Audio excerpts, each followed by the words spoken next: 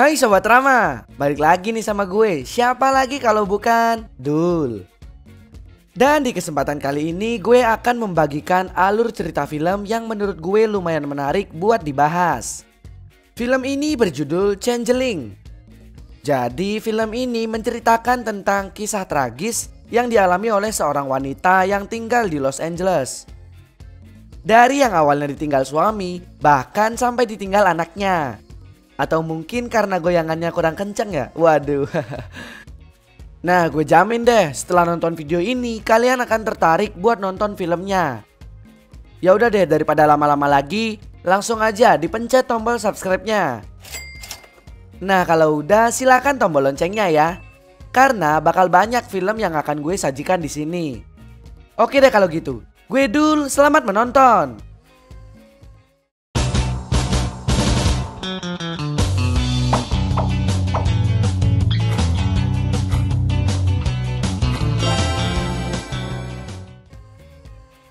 Di awal film, kalian akan melihat suasana Los Angeles di tahun 1928. Setelah itu, kalian akan diperkenalkan dengan seorang mama gurih yang bernama Christine.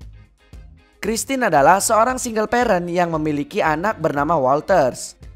Jadi suaminya Christine udah lama meninggoy karena koit di medan tempurnya. Seorang tentara gitu guys. Akhirnya Christine pun menghidupi keluarga kecilnya tersebut dan bekerja di sebuah perusahaan telekomunikasi. Dan singkat cerita, sepulang Christine kerja, Christine kaget karena Walters gak ada di rumah. Christine pun panik dan mencari Walters di sekitar area rumahnya. Tapi Christine masih belum bisa menemukan Walters.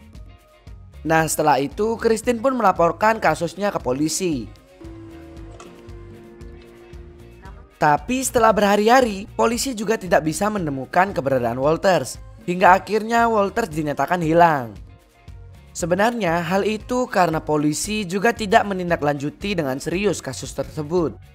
Akhirnya pas Christine gereja, dia mendapat simpati dari pastor di sana. Namanya Gustav. Di sana, Gustav mengumumkan permasalahan yang dialami oleh Christine. Hal itu karena khotbah Gustav juga disiarkan di radio. Gustav pun terus menekan pihak kepolisian untuk meningkatkan kinerja mereka. Lalu pihak kepolisian yang mendengar khotbah Gustav nggak tinggal diam. Mereka langsung nyamperin Christine beberapa hari setelah khotbah tersebut. Setelah itu, ketua kepolisian tersebut dengan berani menyatakan jika Walters telah ditemukan. Kemudian Christine otomatis senang. Tapi setelah bertemu anak yang ditemukan, ternyata anak itu bukan Walters. Karena Christine gak mau malu-maluin kepolisian, akhirnya dia pun ngalah dan menganggap anak tersebut sebagai anaknya. Tapi setelah berhari-hari merawat anak tersebut, Christine emosi karena anak tersebut ternyata sabrut sama Christine. Akhirnya Christine pun nemuin ketua kepolisian tersebut lagi. Pas ketemu ketua tersebut, Christine malah dikira gila dan dikirimin seorang dokter ke rumahnya. Setelah itu dokter tersebut menjelaskan jika anak Christine udah mengalami banyak perubahan. Karena menurut Christine penjelasan dokter itu tidak masuk akal, Christine pun ngira jika semua ini settingan. Nah, singkat cerita ternyata benar. Christine difitnah di depan media. Dokter tersebut bilang jika Christine gak mau ngurusin anak kandungnya sendiri. Setelah mendapatkan image yang jelek di depan masyarakat, Christine pun jadi stres. Tapi untungnya Gustav yang paham dengan kejadian aslinya selalu menemani Christine. Setelah itu Gustav pun membantu Christine dengan cara memberikan media untuk Christine membuka suara. Kemudian Christine pun minta tolong ke dokter gigi langganan Walters dan wali kelas Walters untuk menjadi saksi di depan media. Setelah itu akhirnya Christine buka suara di depan media. Di sana Christine menjelaskan jika ini semua adalah manipulasi dari pihak kepolisian. Christine juga bilang jika pihak kepolisian emang males ngurusin kasus tersebut. Keesokan harinya suara Christine pun viral dan membuat ketua kepolisian tersebut emosi. Ketua kepolisian itu pun memanggil Christine. Setelah itu dia langsung meluapkan emosinya kepada Christine di sana. Kemudian pas Christine mau membela diri, tiba-tiba anak buah kepolisian tersebut datang dan narik Christine dan membawanya ke rumah sakit jiwa.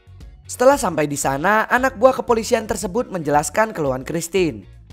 Christine yang sebenarnya nggak gila pun diperlakukan seperti orang gila. Akhirnya dia pun ngerasa dilecehkan di sana. Beberapa hari setelah itu, Christine tiba-tiba dipindahin ke kamar lain, di mana kamar tersebut terdapat seorang wanita gila yang kerjaannya cuma teriak-teriak. Karena hal itu, Christine pun jadi semakin tertekan. This is my room. My room. My room. Singkat cerita, Christine ketemu seorang gadis yang bernama Carol. Di sana dia ngerasa cocok jika Carol jadi teman ngobrolnya. Akhirnya Christine berpikir jika telah banyak korban fitnah karena kepolisian. Nah, Christine jadi semakin yakin karena banyak wanita yang memakai kode 12. Kode tersebut adalah kode yang diberikan untuk pasien jika pasien tersebut dianggap akan merusak nama baik kepolisian. Mereka melakukan itu karena mereka ingin menaikkan nama instansi kepolisian mereka. Di sana Carol pun ngasih tahu jika kepolisian emang sengaja masukin korbannya ke dalam rumah sakit jiwa. Hal itu bertujuan untuk meminimalisir pembocoran kasus-kasus yang udah dialami sama kepolisian. Singkat cerita, Christine pun ketemu sama dokter yang bernama Jonathan. Dia adalah dokter sekaligus penanggung jawab rumah sakit tersebut. Tapi di sana bukannya dengerin Christine, dokter Jonathan malah ikut mojokin Christine. Bahkan dokter Jonathan juga memaksa Christine untuk tanda tangan surat pengakuan jika Christine mengalami sakit jiwa. Christine otomatis emosi, begitu juga dengan Carol. Di sini Carol langsung menghajar para petugas di sana. Tapi karena tindakan ceroboh Carol, Carol pun ditahan dan dibawa ke sebuah ruangan untuk menjalani hukumannya. Gak lama setelah itu, Carol pun disetrum oleh para petugas tersebut. Di satu sisi kalian akan melihat seorang detektif yang sedang ngobrol dengan anak kecil. Di sana anak kecil tersebut mengaku jika dia adalah seorang imigran gelap dari Kanada. Dia juga berhasil menculik anak-anak dan menghabisinya di sebuah ladang milik saudara sepupunya.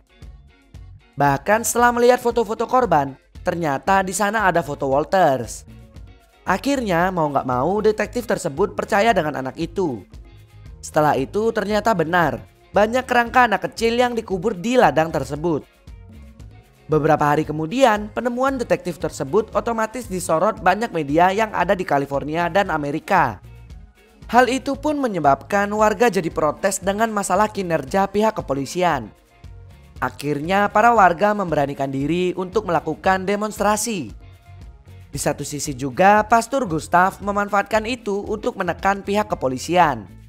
Akhirnya pihak kepolisian memberitahu keberadaan Christine yang selama ini menghilang.